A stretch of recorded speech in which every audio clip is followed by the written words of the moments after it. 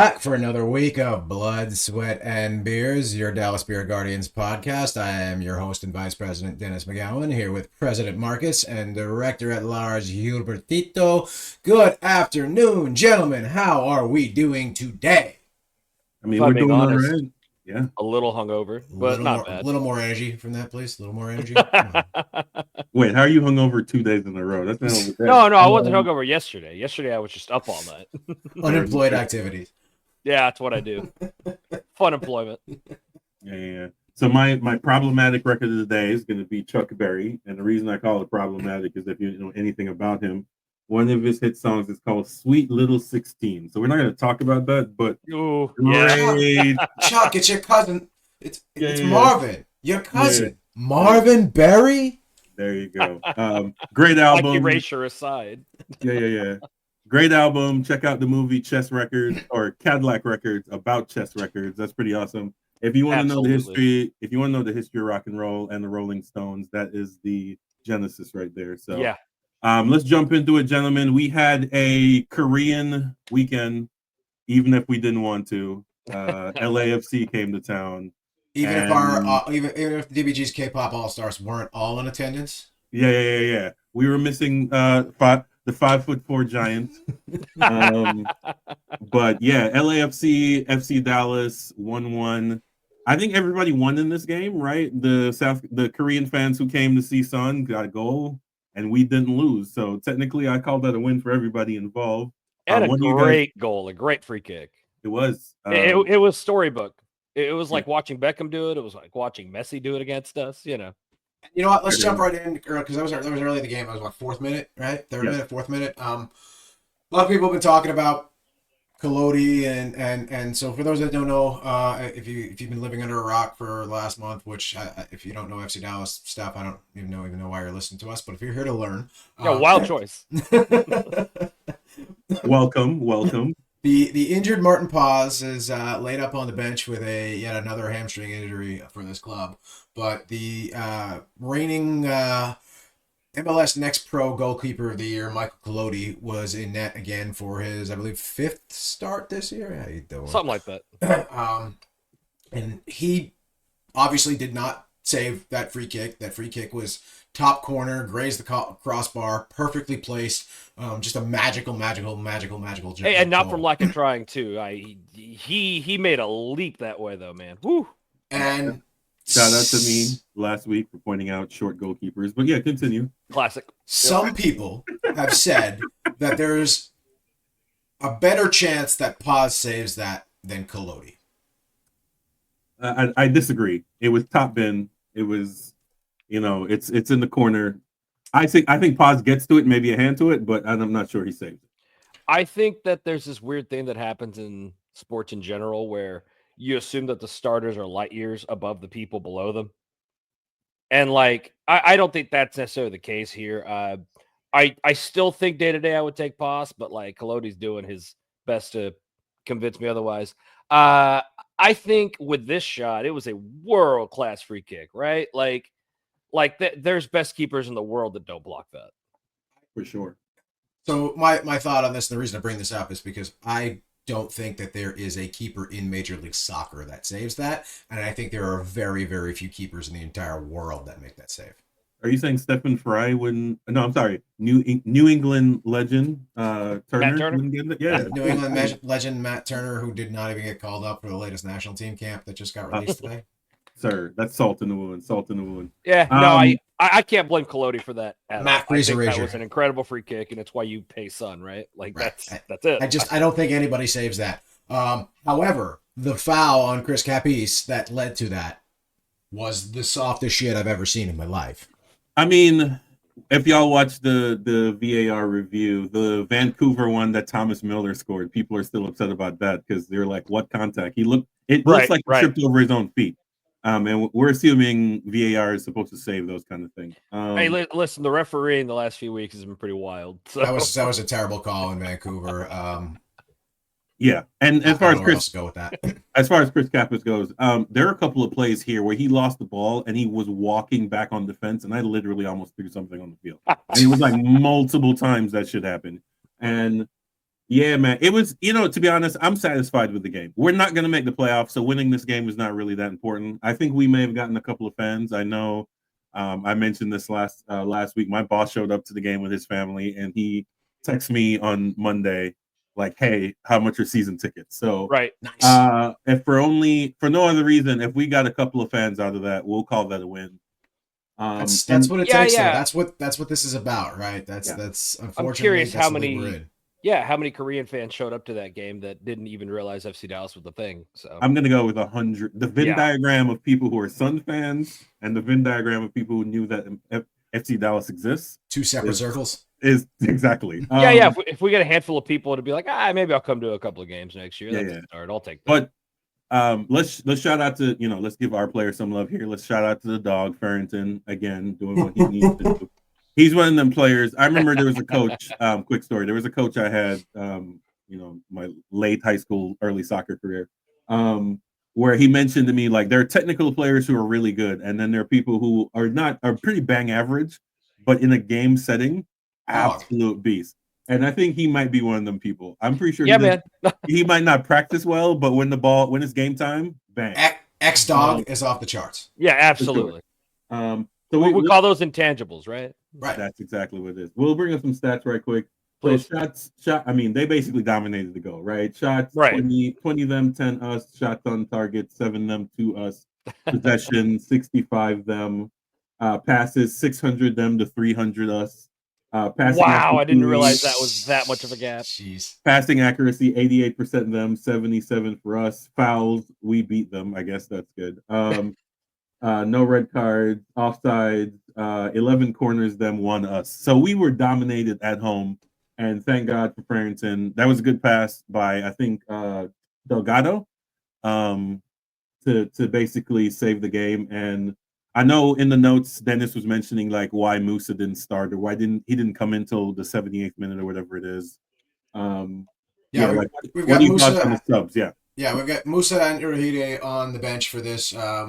Musa pulled up a little lame in the Austin game and came off early. He was sick the week before that, so he had an illness, some sort of flu-like illness or something. But so now we've got Musa with late minutes coming off the bench, obviously recovery minutes.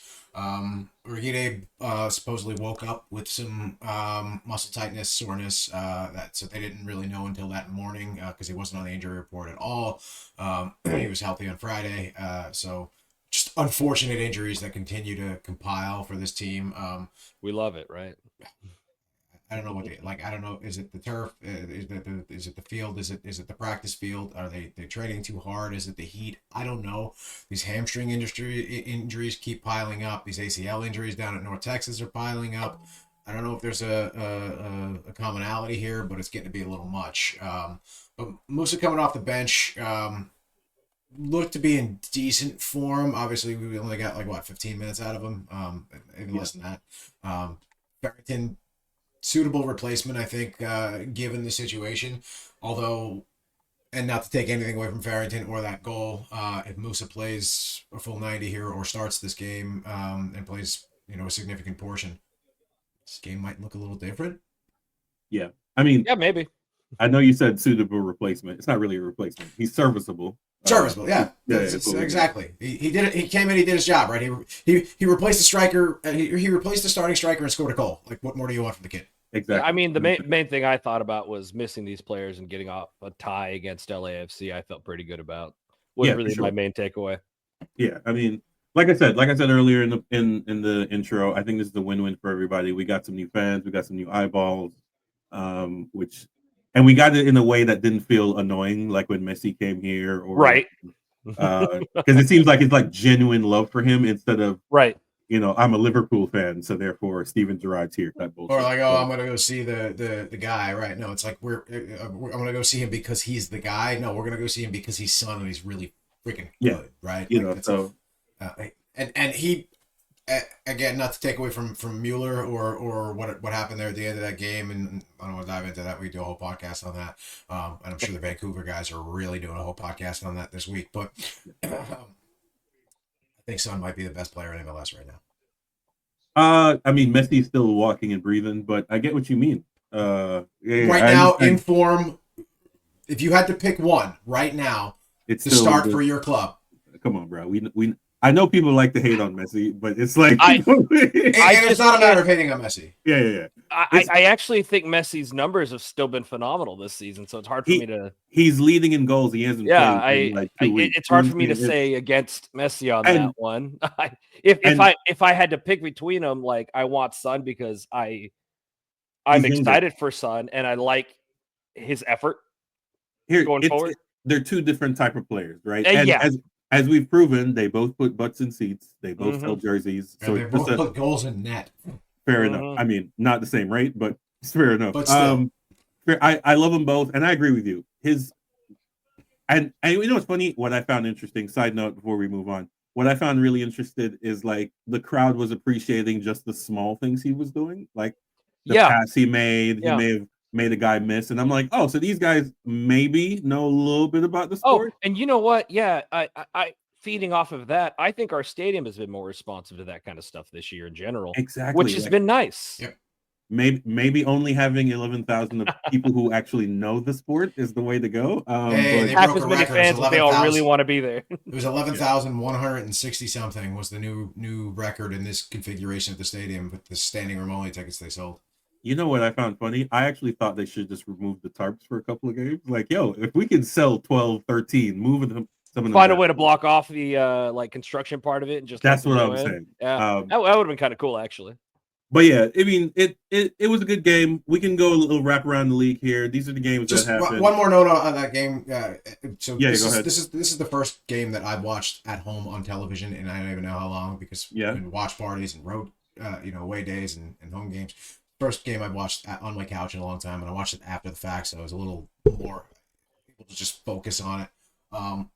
Lawas Abubakar had an incredible game. And I don't think he's getting nearly enough credit for how well he played in this, especially considering he was probably not the defined starter with Urgide not pulling up lame until that morning. So just some kudos to Lawas before we move on. Yeah, he's had a handful of games that were worth mentioning. The problem is he's too late in his career to be having hit or miss. Absolutely. Like at 30 plus, I expect consistency. Either you're consistently good or you're consistently bad, but I just need consistent. I will argue that he's just gotten consistently better, I think, as the season has gone on, too. And some of that's gelling and some of that's getting more minutes, too, right? Because he wasn't getting a ton of minutes. Yeah, I love it. I do want to say a fare thee well to my favorite, and I think Hubert's favorite player. I'm really bummed, but I get it. Siki's going home, and, it's probably the best for him to get minutes, and I don't know if he's like a fringe South African national team member or whatever. I mean, he's running late in the game at this point, but with the World Cup coming up, maybe he can play his way up into that'd be sick. The fringe. That'd be pretty awesome. But I really wanted him to end up in USL. Yeah, but I mean, to get what he's getting paid, he's got to go home. Which I understand. Yeah, you're right. That's pretty dope. That's dope of him. He's one of them dudes I see later on having a really good coaching career. But so we can wrap around the league here. Any games out here stand out to you? Obviously, Miami without Messi is not doing Miami things. Nashville putting in an ass beating on Orlando. A lot of trash talking on that one online. I don't know why specifically, but yeah. And then Philly actually saw a article which we're going to discuss in a different day about how all these MLS articles keep putting Philly and FC Dallas in the same realm now, and I'm like, you got to sell a couple more Peppies before you're in our jurisdiction. Right now maybe, but like, you can't argue with the numbers so far. Like, not yet. You got some work to do, and Seattle doing Seattle things lately. It's starting off like shit, and then just somehow mid-season just banging in. Cool. Let's just do exactly what you're designed to do. I don't know. Fair enough. It's incredible that they do that every year. Montreal beating Austin, good for us at least. Fair enough. Which, by the way, how do you lose to this Montreal team? Isn't Montreal like the worst team in the league? Not really. Hold on, I got to look at the table. I meant in standings. Yeah, the Galaxy are still like. Oh, it's still the Galaxy. Never mind. Yeah, by a lot. But they got a 3-0 against Colorado. So I mean, the Galaxy have figured something out lately. So a little too late, but Let's talk about St. Louis firing their technical director after the 3 days after the window closed. Ooh, I must have missed that. Really? No, Yeah, I saw yesterday. it. I knew it was coming after whatever the star player was starting complaining about performances. I figured somebody had to go. Oh, Klaus. Yeah, and it's harder to fire players than it is to fire a GM. So Yeah, I mean, we knew there were technically, issues whenever they came and lost to us, and yeah, we heard all that. yeah, when your star player is talking about the Mhm. performances of other players and then nothing is done by the deadline, then you know there's an issue there. But yeah, I mean, we're still 11th. Nothing's changed. We're 5 points, well, 6 technically, because we'd have to. I don't think we have the head-to-head against Austin, so we'd have to pass them. So we're 6 points short of the playoff line, which I mean, it's neither there. They need 15 points to make the playoffs. I think. I was listening to Third Degree this morning. They said 12. I think 15 is the realistic number. Yeah. I think there's a good chance we go on the road to St. Louis next week, get 3, only because of how bad they are. And then we probably get which, by the way, tickets are still available to this game. If you're in the St. Louis area, if you're planning on going up, definitely reach out to us. We have a ticketing link that is still active and open. So pop up there if you're interested in going to watch whatever this is going to be. But I think we probably snag 3 points on the road here, and I think we get 3 off. We probably can get the Galaxy for 4 points somewhere along the line too, right? Because we got those 2 games against the Galaxy. We're playing some really bad teams here down the stretch. Yeah, I think the Galaxy are finding form now, which is a little scary. Bottom of the table in the league, in the League's Cup final. I don't know. Depends sense. On how they approach it, right? Make it make sense. They can still not get the wooden spoon if that matters to them. So they can win the wooden spoon and the League's Cup trophy this year. Actually, but they have the ability to still get out of that last place spot, and that might matter to a team like LA. I don't know. I think they care more about trophies. I think you're absolutely right. That's their selling point when they get foreign players here is that they walk down the aisle with the 5 trophies plus. Oh, absolutely, you're right. 2 CONCACAF Champions Leagues, if I'm not mistaken. So, I think that the big thing for us is the Austin game coming up, right? That might as well be a 6-pointer. But if you're looking at the table, Austin's played 1 less game. Yep. Yeah. So we next 2 games, we are away at St. Louis on the 6th, and then we are home for Austin. So this weekend, these are our watch party locations as always. It's community. Next weekend. There is no game this coming weekend. There's a weekend in between these 2. The LA game was moved. The LA game was supposed to be this coming weekend. That was the game in LA was supposed to be this coming weekend. That was moved because of the League's Cup game. Yeah, that's right. Wait, so when's the 6th? Is the 6th next week? No, next week. Mind. Next week. Anyway, we got another show between now and then, so we'll dive into this game a little bit further up. All right, fair enough. But yeah, as usual, tune in next week. Yeah, watch party location, Community Beer Co. They're also sponsored the next team we're going to talk about here. You guys take away. I did not make it to this game. I did watch the highlights. The Golden Boot winner is doing Golden Boot winner things, and yeah, gentlemen, how was it? I'm gonna do my little wrestling bit here. The reigning, defending, undisputed USL Super League Golden Boot winner Allie Thornton opens her account again. Put the Dallas Trinity up 2-1 and take 3 points at home. I mean, I'm gonna say it kind of looked like a handball from the replay I watched, but who cares? We'll just keep it rocking. Sorry, Marcus, did you say you watched the replay or you didn't? I watched it. I watched the whole game. So shout out everyone. Get your Peacock accounts for Super League games. But yeah, go ahead. What a boring first half. Yes. The first half was so boring. I mean, season opener, long off. Well, I guess not that long an off season, right? They only had 3-4 weeks. But yeah, the rust always takes a minute to come out. It really did for both teams. So but how was the atmosphere? How was things? Like we'll talk about the game and then thoughts about the league in their second year and any improvements we may have seen.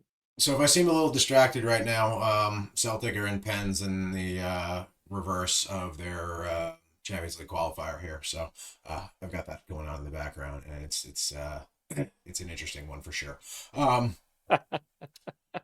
But atmosphere at the Cotton Bowl, 2,500 and change, which is a little disappointing, I think, for we expected a bigger opener. Obviously competition going on the other side of town there with Sun coming up to Frisco and big ordeal going on up there. But I think 25 and change was a little underwhelming considering, how well they did all last season. Yeah, I think that the crowd was also a little bit more muted than last season, although they were very responsive. Which you're gonna get that early in the season too. You're getting people that some of these people that might be their first soccer game ever, right? Some of these, especially kids that are out there, right? They may have never been to a professional soccer game in their life. Yeah. As far as attendance goes, I think they'll build to the state fair game, and then from there they'll get to an average. Yeah, I think last year they kind of, other than the first big attendance game, they progressively averaged slightly higher per game, barely, but a little at a time. I don't know. I don't know what their number is for sustainability, but it probably helps that they're not really paying rent, I think. So yeah, but a lot of that operational cost comes out of that, right? And who knows, right? Maybe they don't care as much until not to get really too insider baseball here, but we know that we've got some changes happening with Fair Park management over the next couple of weeks. So I only think one game left with the current management. So well, let me tell you, everyone's excited about that. Yeah, so maybe they ramp up a little bit more on that, but. Look, we had fun. It was a great atmosphere. Shout out to the Neal family. Just like they're just so involved, right? Charlie Neal coming out to the tailgate to hang out. You got to send him the podcast link too, because I got to do that. He absolutely asked about it. But just coming over to us after the game. This is the owner of the club, right? Or one of the principals of the club.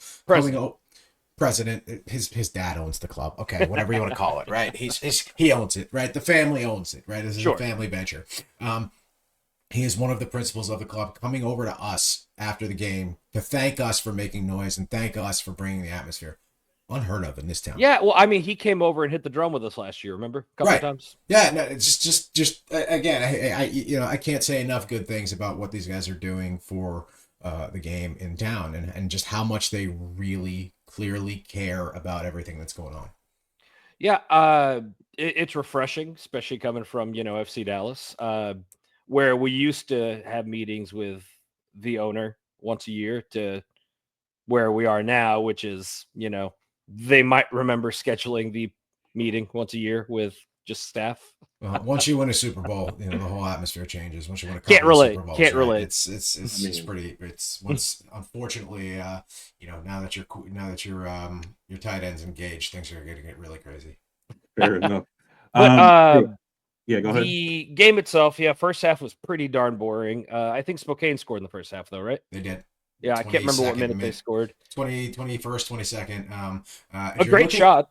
If you're looking for details, if you're looking for game details, head over to thirddegree.net and check out my write-up. They scored a pretty good shot. I think that is a low probability goal that they scored, and I mean it was a good shot. And it was like a 0.13 xG or something like that. But way to bury it. Right, way to bury it, and also it was a magnificently placed through ball over the top to just absolutely was land right in front of Ali Cook, who just went top in, and Riley Foster just couldn't get up to it, and there's not a lot of keepers in this league or in women's football in general that make that save. So second half got a little bit more exciting. Maybe we're being biased because that's when you scored. Yeah. But I do think that Dallas Trinity came out and just kept doing their thing. One of the things I enjoyed about Trinity this game was they just stuck to their game. Yeah, the whole game. They were like, "It's going to happen. It'll come together. We'll do our thing," and it did. I think one of the things that carried this team to its doomsday offense stats last year was not necessarily just their ability to score goals, but they were creating quality chances. The chances that Dallas Trinity creates are like high XG chances. Like you can see it all through the season. And beyond that, to have a finisher like Allie up front, Allie last year way outperformed her XG. And she consistently did it all year. And at the end of it, it's like, if you look at the chart, it's just credit to Dallas Trinity creating quality chances and burying those chances. I think that matters. And so the first goal, the equalizer, was scored by Winnie Bellotta, who got one back on her on her previous club. She played for Spokane last year, so that's got to be a great feeling to get one on a club that. It's always good, right? Like it doesn't have to be aggressive and no, it doesn't have to be malicious negative, or anything but else, it is nice to put one on your old club, right? Right. That's got to feel great. And so she opened her account, and then Allie got one there. My sneaky player of the match here, not that anybody asked, but my sneaky player of the match here is definitely going to be Tamara Bolt. She really got open on that right side, and as the game progressed and Spokane sort of wilted a little bit in the Texas heat, which, by the way, no hydration breaks, which was shocking to me. Yeah, that was surprising. Considering it wasn't the warmest game we've ever played down there, but it's a pretty warm day, and the heat was still radiating off the cement and everything else. So it was hot in there, so surprising that. But late in the game, Tamara Bolt got open and really just pushed up that right side over and over and over again. And it was her cross. It was a pass from Allie Thornton to Tamara Bolt, or that I believe led to the Winnie Bellotta goal. And there's just a lot of activity going on that side, and Tamara Bolt really, really opened it up. Yeah, look, we talked about it in the preview, right? For me, this team's gonna really see a lot of their success with the kids that they have progressing, and Tamara Bolt's one of them, and she clearly has. The other thing was, man, how about Chioma finding another gear? Some of the runs she was making, and then some of the little jukes she did. Yep. That was so much fun to watch. Hearing the whole stadium go, ooh. Yeah, this was there was a lot of great touch. There was a lot of great just back and forth play. And like you said, they came out with their game plan and they stuck to their game plan. They stayed in the high press the majority of the game. A couple of yellow cards picked up on both sides. I would love to see Amber Weisner lead the league in yellow cards because she's just a boss in the midfield, and it's a lot of fun to watch her play. Still got it. It's just a lot of fun to watch her play, and this is I believe going to be her last season. She said this is it. This is one last run, so could be fun, and hopefully she can continue to lead the league in yellow cards. Look, I think that consistency in game plan was what killed us in the second half of the season. Whenever Pauline McDonald came in, it seemed like she didn't want to stick to her game plan and would make certain moves that really messed some stuff up here and there. And it not to take away from the fact that she had an injured roster, but she seemed to be more reactive to the game, which is a good thing sometimes. But I think sometimes you got to stick to the game plan. And clearly this team had a winning game plan through the first half of the season last year, and then something happened. So yeah, and it was definitely interesting to see them play the formation that I think they want to play when Lexi's back. Lexi Misimo, who is still injured and was still in a walking boot on Saturday. To be fair, though, still putting plenty of weight on it. Oh yeah, absolutely. Yeah, she wasn't like limping; she was only walking weird because of the boot. So there's the fingers crossed that she's just keeping it on as a precaution.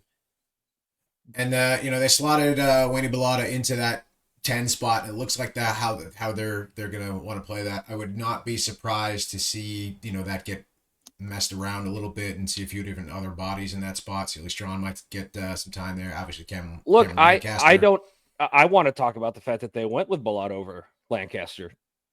Interesting choice. Right decision for the match, I think. Yeah, because, it when worked. you got the goal, and she looked good doing it, and had a couple of great touches late too. So there's that. Well, talking to Jesse over at the Pegasus post game, I think one of the things he was talking about was his concern with Cameron Lancaster is that they just beat the hell out of her, and she's not really getting protected.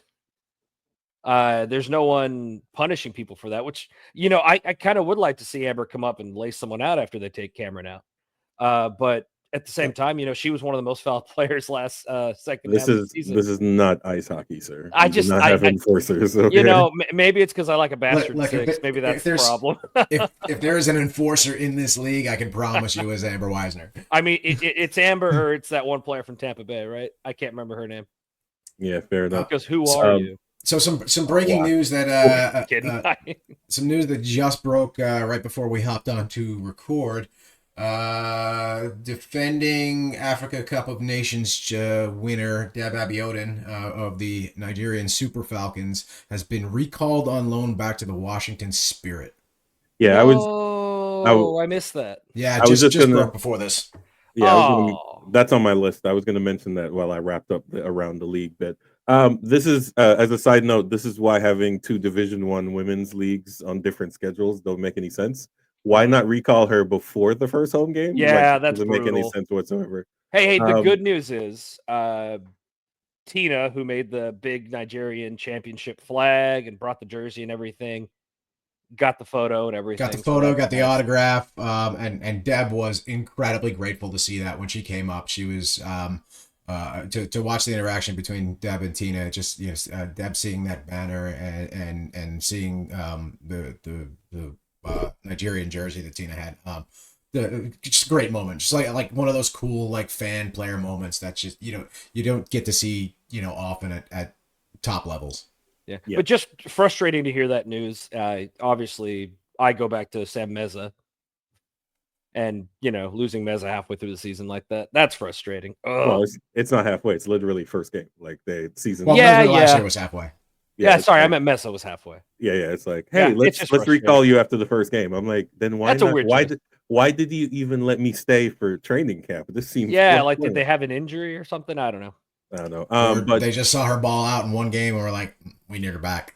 Look, hopefully it's the same thing as Meza though, where she comes back, balls out, and all of a sudden her career is just hopefully they don't recall. Washington doesn't recall their other loan because Tamar Bolt is also on loan from the Spirit. Yeah, I would hate to lose Bolt. Yeah. I mean, that's the risk you take with loans. And I guess that's the point of the loan, right? You're loaning out a young player for that to happen. So we can wrap up the opening weekend for the second season of the Gainsborough Super League. So we had Brooklyn beat the defending champs 2-1. Shout out to Brooklyn, who made the offseason signing of the We're not shouting out Brooklyn right now. We're not shouting Brooklyn out now. BK all day. You know how it is. Brooklyn get the money. I appreciate it, but not when they're coming to town next week. If by money you mean the goal scored against them last season, yes. Yeah, fair enough. Brooklyn gets the money, but the only thing they're going to be getting out here next week is a couple L's. Fair enough. No, I'm excited to watch Brooklyn. I think you're about to mention the signing anyways, so go ahead. Well, I mean, I was going to make the signing as an aside. They made the off-field signing of the year, and for anyone who needs to know why, go look it up. And as an aside, the attendance for the Trinity game was 27 and change. They will have 26. Yeah, you said 25, but 200 people, give or take. They will have an opportunity next week. Clear runway, no FC Dallas competition. So let's see if we can, crest 4. Fort Lauderdale, I watched that game actually live, the Fort Lauderdale Lex game. It was 3-1 at a certain point, and then they crawled back. So shout out to Lexington, who doesn't want to be at the bottom of the table again this year. So they showed a lot of heart. And then last but not least, Sporting Jacks. I mean, the weather is just the weather. 3 hour. Nothing you can really do about that, unfortunately. Yeah, 3 hour rain delay. They sold 9,700 tickets. It was probably going to be 10 by the time game time, but obviously, if you watch the game, they didn't quite get that many in the stands after 3 hours of rain. But that's a great start for them. They have obviously the men's side starting in March. So I mean, it's nice to see that the community is accepting that for sure. They spent a lot of money on PR for that. And if you notice, there are 8 games here, but there are 9 teams. It means every week somebody's going to sit out. So yeah, it's weird. It's going to be an interesting season for sure. So until next year when we add one more team, I mean, fingers crossed. So shout out to the opening weekend. Like I said, Trinity has a game against BK all day. Tailgate will kick off once again at 5 p.m. Just walk up from the parking lot. You can't miss us. Come hang out, grab a beer, make a sign, make some noise. Hit the we drum. Should have community beer by this game. Nice. Yes. But yeah, come out, grab a beer, hang out with us, make a sign, talk to Hubert, or don't. Yeah, hit the drum. I mean, like I said, no FC Dallas game. So everyone listening to this, for sure, come out. Let's run up the numbers. Feel free to talk to everybody in the supporters group except for the two of us, if that's what you feel. If you don't like us, that's fine. I mean, on that subject, shout out to the Unstable. Shout out to Andrea, who brought friendship bracelets to the tailgate. I have one. That was honestly really awesome. cool. I should have worn mine today. I didn't. But you got a friend in me. Yeah, it thank was you for fun. No, come on, it's the Golden Girls. It's thank you for being a friend. We can't sing that on YouTube. That. Copyright, sir. But yeah, shout out for we got to change the words or something. I don't know. Yeah. Shout out to the Unstable. Shout out to the new pod. What is it called? The Pegasus post match. Oh my guy, they predate us. Are you not aware that your boy here Hubert was on that podcast a couple of weeks ago? We're on episode 28. I don't know what they're on, but it's not. They're on season 2, episode 1. Yeah, they do one every game. Yeah. They started at game 1 last season. I'm pretty sure. Yeah, we're still way ahead. Winners. We gotta hop on with them though. We gotta get those guys on here at some point. We definitely gotta get Brad and Andrea both back too as well. We've been talking about doing some stuff too. If there's anybody in the USL sphere that you think we should be talking to or involved with, please drop a comment somewhere. Let us know. It's still a very new league. There's not a lot of media covering it. FBref doesn't even list this as a league or as games available. When I was looking up stats, I had to go to FOTMob, which is that's really frustrating. It's hilarious. FOTMob is hilariously out of date too. They still list Pauline McDonald as coach. Right. They still have Amber Weisner listed as Amber Brooks.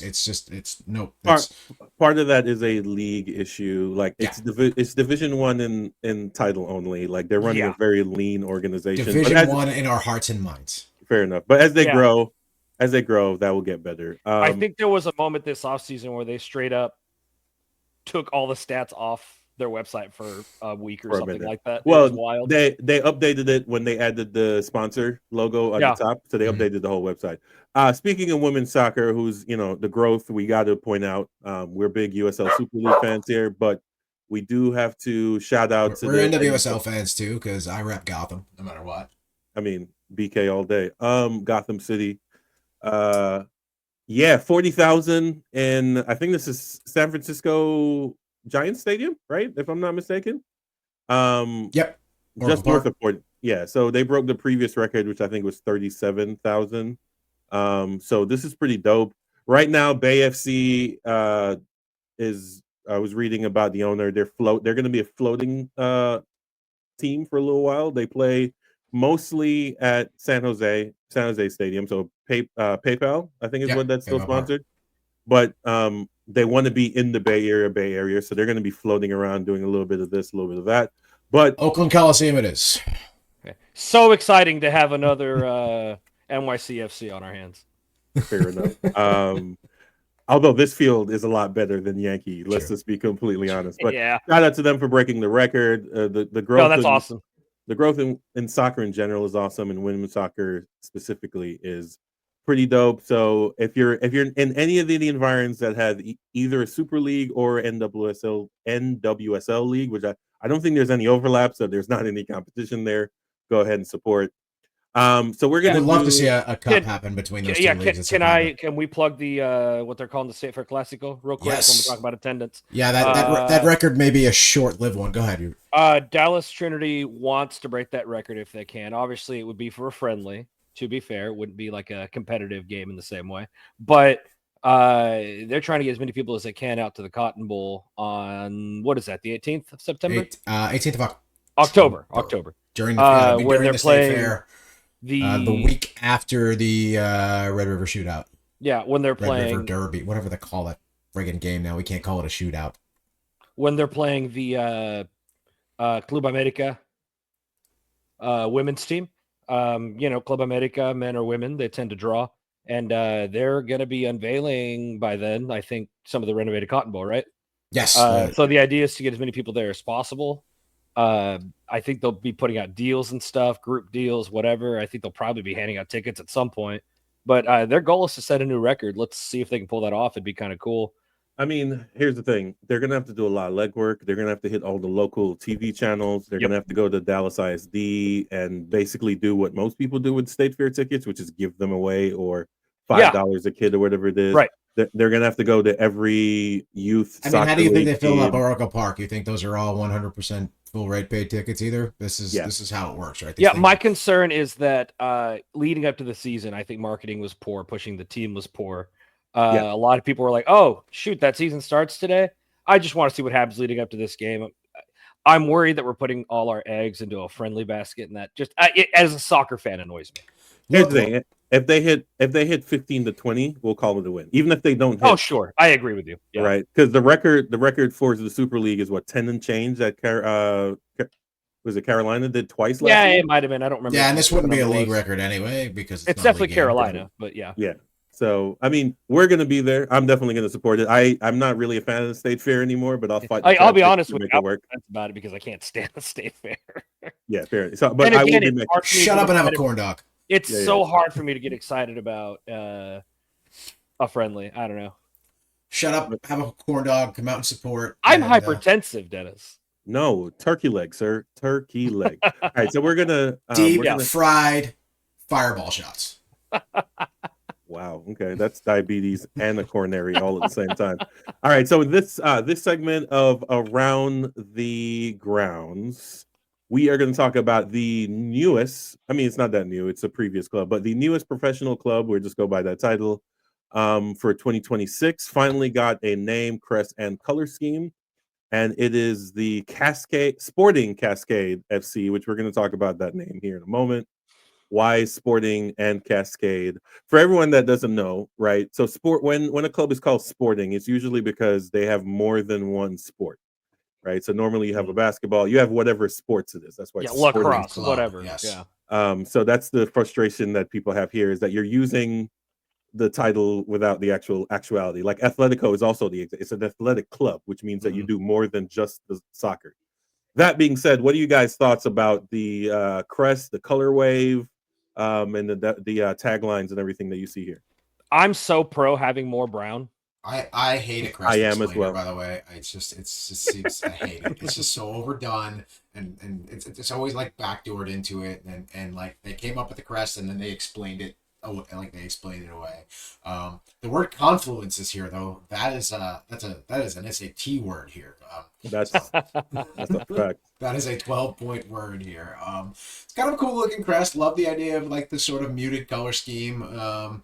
There's nothing that stands out. The font is meh. Like there's nothing about this crest that says this is like exciting or anything else. But the stadium. Let's talk about that. Well, hang on. Yeah. Hold on. Well, yeah. Go ahead. What do you on the shield? Yeah. I think it's a decent enough design. I don't think it's mind blowing, but I don't think all the crests have to be right just to be a good solid crest. Well, quick question. Let me jump in right quick. So we did Boise. So let's compare this or this is light years better than Boise. I think it's way better than Boise. Light years better than Boise's Microsoft Paint FC. Yeah. FIFA create a club badge. Yeah. I do really like the lines that they're using for the rivers. I hope they put that on the jersey. My real big complaint about this, and I showed it to Gage, who's a designer, is that when you're reading this, you go Sporting Cascades FC. I think the FC whispering the FC. It's so tiny on there. Oh. Yeah, it's so small as to why you put it on there to begin with. Right? Yeah, it's one of them. You could have just laid it at Sporting Cascades. So what's really funny? So when this came out, the biggest complaint people had is because they did a promo like photo PDF spreadsheet type thing, and people were complaining that they used AI to do it because they were explaining the history of. We can explain it. So, as my opinion on the crest, I love it. I hope they do pinstripes to match the lines of the thing. I think a brown, blue, and cream off-white pinstripe kit would be absolutely fantastic. All of those would be killer. It's called Maple White right there. Is that what it's called? My fault. Yeah, Maple. It says it right there, Maple White. There you go. So yeah, I think if they do that with like the maple white shorts and then blue and brown, I think that can be a really good kit. I hope they get really creative with this for sure. So people were sporting fire-fed water. I don't know what any of that means. Why are we fire-fed? What does that mean? Why are we? Well, I mean, they're forest area, so if you've been in the forest, only you can prevent forest fires. Forest fires for sure. So a little bit of history here, guys. So this is the rebirth of a USL2 club called Lane United. They ended the name because if it's in Lane County, Washington. But if you look up who the lane in Lane County is named after, you realize that maybe United. He wasn't United. How about that? We'll put it that way. Yeah, we'll say that. So they changed it. So there were people upset about that because they don't want to. They don't want to acknowledge. Same people who get mad about Cracker Barrel logos. Yeah, fair enough. So they rechanged it. Then there were people mad that they were using AI in the promo, and I'm like, to be honest, Photoshop is basically AI. You're telling the computer to do a thing. Insert picture here, take picture out. So I don't understand what that issue was. I like think the main issue is the ecological problems with AI, but we can move on from that. No, I get it, but this is not the whole episode just for that. Yeah, this is not we don't the hill. Have time. Yeah, this is not the hill we're gonna die on here for sure. But anyways, love this club. Love the name. They could have took the FC off. And sporting again, unless you're gonna have bowling, darts, some kind of other sports, this doesn't make any sense. We can talk about Civic Park. So the reason the fire thing to answer Dennis's question, this was a old baseball stadium that burned down and they rebuilt it. So that's why the fire. Now I feel like an idiot. Yeah, so they rebuilt it. That building on the left is a multi-purpose. So it's hard court, basketball, volleyball, weight room, etc. So hopefully they will actually be a sport. So there you go, volleyball. There's your other sports. Yeah, fair enough. Well, then, yeah, whatever. It only seats 2,500. They're going to do temporary seating of 1,000 on the left-hand side. So they built a 80-yard track for reasons that I don't understand on the left-hand side of that building. Yeah, it's just an 80-yard track and field track for 4 lanes. That's so weird. It is not permanent. So if they needed to expand, they could build another 2,500 on that side of the building. But going into USL 1, they need 3,500 seats, so they're just going to add 1,000 temporary on that. But I just had this photograph so that we can see the mountains in the background. Beautiful. Washington and Oregon are some of the most beautiful parts of the country, if we're being completely honest. So that is the newest professional soccer team in easily a contender for one of the coolest views in the country as far as stadiums go, right? That's easily a contender for up there in like at least top 7 or 8, right? This is pretty cool. And then this, just to wrap it up, so we know all the clubs in USL 1, unless there's a surprise club, because apparently Cosmo representation.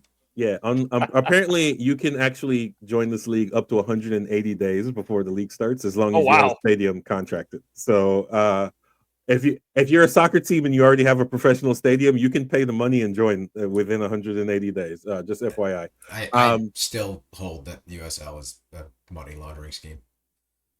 I mean, most sports leagues are money laundering. I said they kind of all are. Yeah. Yeah. I mean, it's just what it's just a little bit more blatant, but okay. Well, it's more a real estate scheme than a money laundering scheme. But yeah, you're right. It's a real estate play. Yes. So these are the clubs coming next year. We have Sarasota Paradise, Fort Wayne, which we're going to talk about their stadium next week. I'm going to get some images for that. Fort Lauderdale, they obviously have the women's team, the Boise Crest, which we all love, Lightning Eagle, Corpus Christi, which I'm definitely going to make a game for that for sure. They're building a soccer park with the city's help and a modular stadium of 5,000. So that's going to be pretty dope. And the greatest club in North America, if we're to be completely honest, the Cosmos. That's right, El Farolito. Oh, my bad. For sure. So that's it. New Jersey Cosmos is gonna hit. I don't know how I'm gonna feel about that, but okay. Yeah. So shout out to Jabrosi, who's gonna be back up there. So it's gonna be a Dallas Beer Guardian trip. R.I.P. Jabrosi.